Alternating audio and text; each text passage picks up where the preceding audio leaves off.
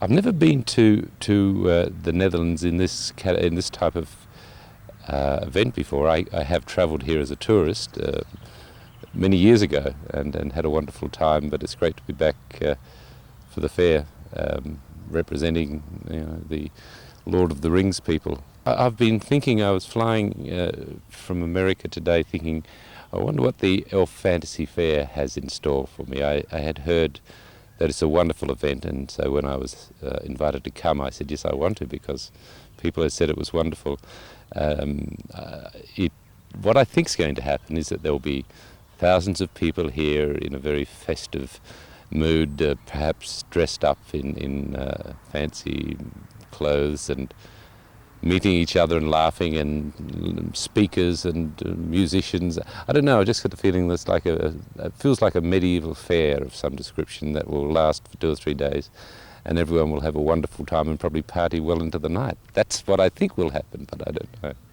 When I left school, I did law at university and was seduced into the world of theatre, where I spent most of my life working as an actor and also as a director. And so it was only about 10 or 11 years ago I'd always wanted to work in film and television, and so I moved to another city in Australia, where I'm from, and started again, really. And it's been a great adventure, and of course doing a film like Lord of the Rings in the middle of that journey has been a godsend. Possibly one of the greatest, certainly the greatest trilogy perhaps ever made. Certainly, probably seen by more people than almost anything. So I've been very blessed in that sense. But no, acting wasn't my first choice, although I have to say that it's probably the thing I enjoy most in life. Trains and boats and planes. Most of my acting life I've played, if you want to call it, baddies or heavy characters. Even when I was a young actor, I would play sometimes older men, and I think it was to do with partly my size, my voice, and Lord of the Rings was a classic baddie, I suppose. I've played an even worse one last year in a film that will be released shortly called Running Scared. Most evil man I've ever seen in my life, big Russian fellow. And then I played another bad one in another film called One Night with the King. So I guess in a sense it's just continuing on with the trend of play the baddies. I've got a couple of films coming up. One of them is a lovable baddie, but that's a bit of a change, and the other one is just a baddie. I love playing the bent characters. It's much more fun. On occasions when I've been required to play a character more like myself, a straighter character, I have to say I find it a bit boring, and I think it's much more fun to wander off into the fantasy world, which is completely appropriate for being here, because we live in this wonderful world with all these wonderful fantasies, and just to walk around on a television set and play yourself is really a bit boring. I was auditioned, I guess, with thousands and thousands of other people around the world for the project, and 6 months later I was called back by Peter Jackson and Fran Walsh, and they asked me to read for that again, and also for Saruman, which was interesting, because I can't imagine anyone but Christopher Lee playing this role, which I did. And then 3 months later I was invited to play Denethor, which is my favourite character in the film in terms of as an actor. If I was given a choice, that would be my choice, so I was lucky in that sense to be. Well, it's just very complex, a complex dramatic character, very human, very tragic. Most actors will tell you that they prefer to play that sort of complexity rather than, if you like, the heroic figures, to be honest with you. Actors love playing mad and bad and sad people, so and Denethor is certainly one of those, so that was a great gift to me. The creation of the Lord of the Rings was like a big family. Because we were all tucked away in a corner of the world in New Zealand, we all became an extended family. We had to be. And Peter Jackson made sure that we met up as a group every now and again. So whilst I didn't work directly with a lot of the people, I did know them. We did know that we were involved in a project. In fact, I only worked with Sir Ian McKellen, David Wenham, Sean Bean and Billy Boyd were the only principal actors that I worked with at all. And a lot of brilliant extras, but I didn't get to work with the others. But we saw each other, and Peter would call us in on a Thursday night after shooting and say, all right, we're going to have a meeting. Really, it was just his way of keeping us together. The creation of Denethor was from the mind of Tolkien. There's no question about that.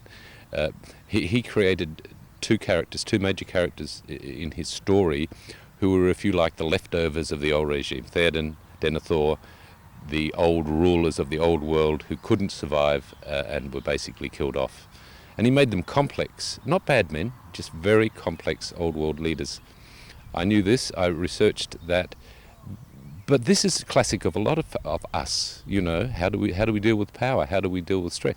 All those sorts of things. So, as an actor, that's pretty standard research. The costumes certainly helped, but you know there was a weight in the costumes.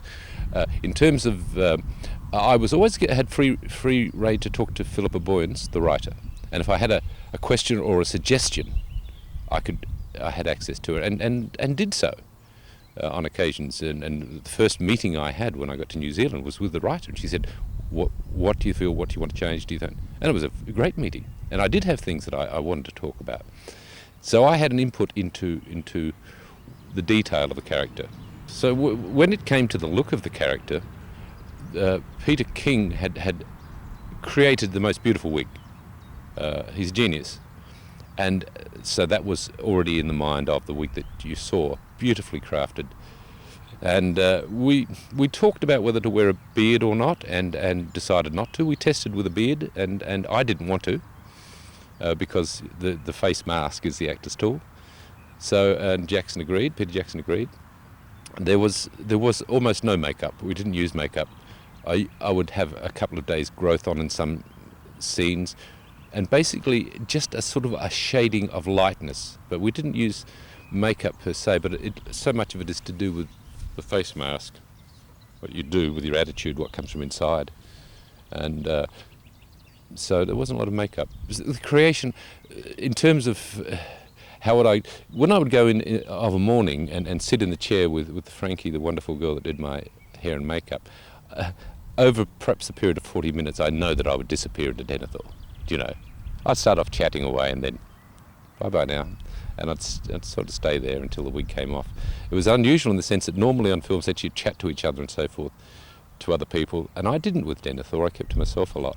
It's too hard to get in and out of those characters. Do you know what I mean? And so you basically get in there and stay within that sort of space until the end of the day, when finally the chainmail and the wig comes off, and then you can be yourself again.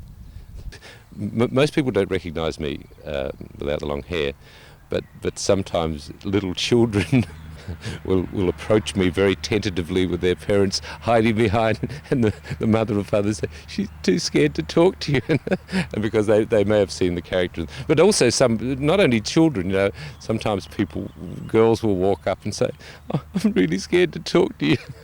I say, "Well, I'm not like that, it's okay." Hello, I know you're evil. Can you do an evil face? More evil than me? How are you, Dick? I did not, you did.